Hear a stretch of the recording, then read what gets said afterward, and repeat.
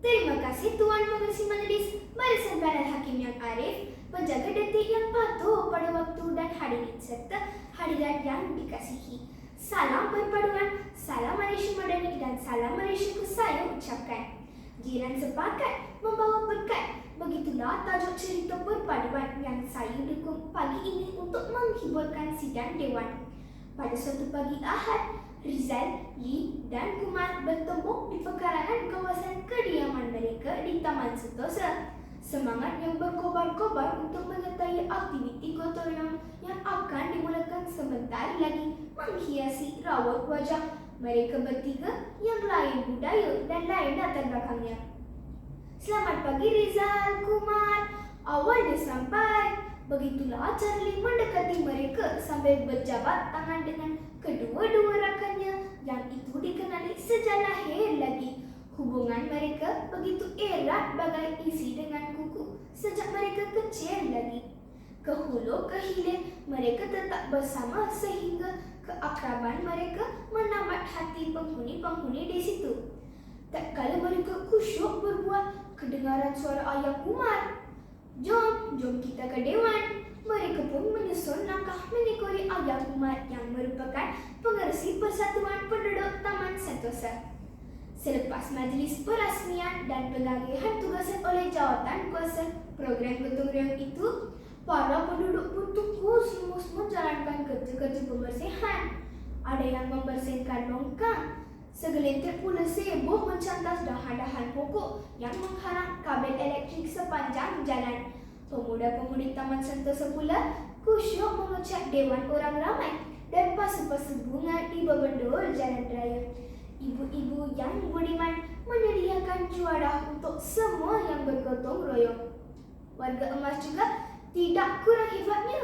Mereka turut bergandeng bahu dalam melakukan kerja-kerja dengan semampunya. Kanak-kanak juga kelihatan meriangi suasana dengan gelagat. Mereka yang comel. Wah, kabur sungguh saya melihat suasana di taman kita sekarang ni, ujar Rizal sambil memandang sekelilingnya.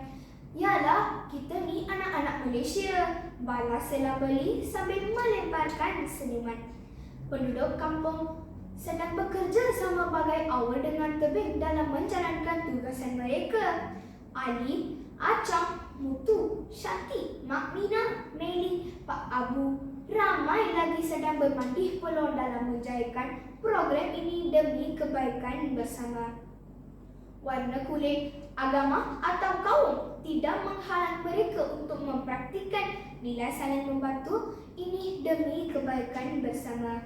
Semangat kejiranan yang dicerminkan penduduk Taman Sentosa ketika itu sudah tentu membuktikan Malaysia unik kerana diduduki rakyat yang berlainan etnik, berlainan adat, berlainan agama, namun tiada lainnya dalam jiwa dan sanubari.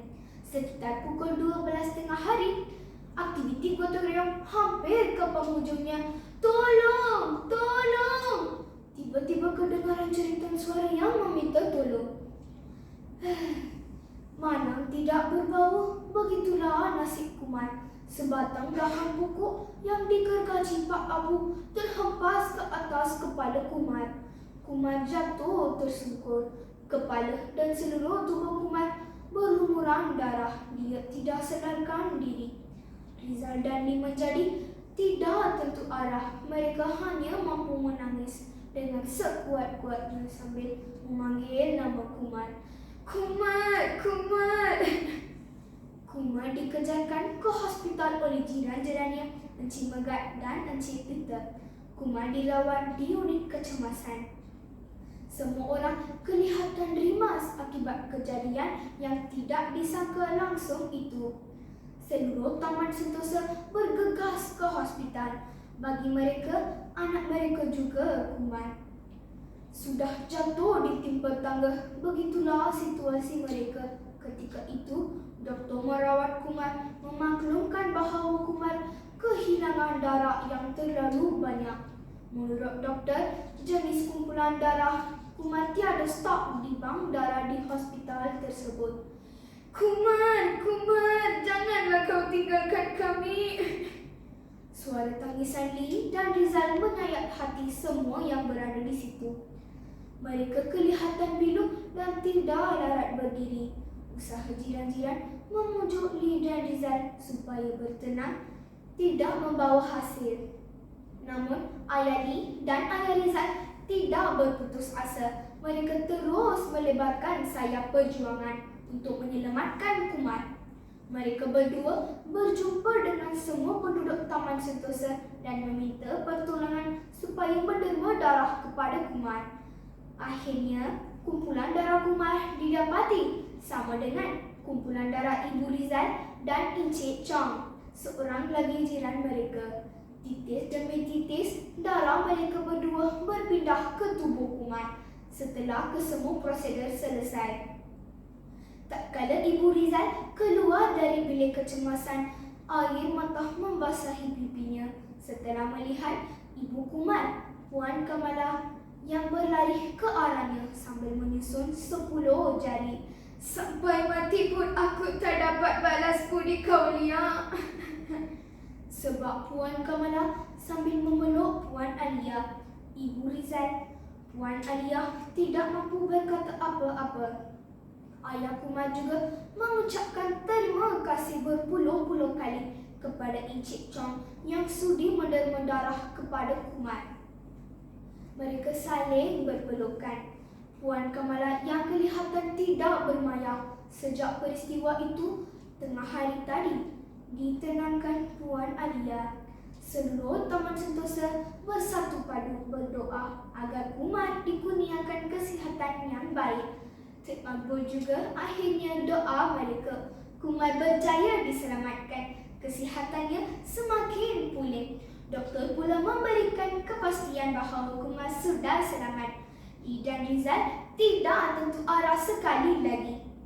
Namun, kali ini akibat kegembiraan yang luar biasa.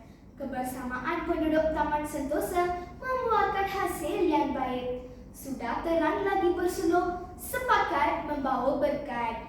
Sidang hadirin sekalian, kita haruslah mengenang tokoh perpaduan tanah air iaitu Tun Hussein Onn yang berjuang dengan ikhlasnya untuk memupuk semangat perpaduan.